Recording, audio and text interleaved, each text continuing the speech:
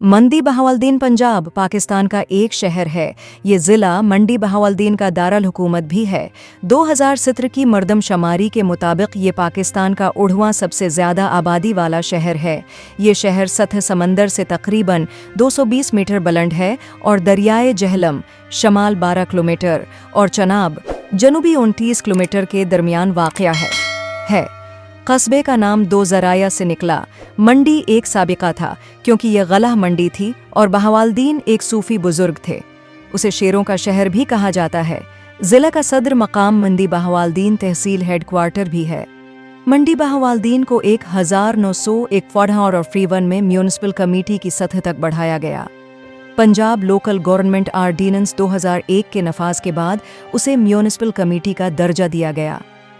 तहसील मंडी बहाउद्दीन की municipal committee को 3 तहसीलों और इसी यूनियन काउंसिलों में तकसीम किया गया है।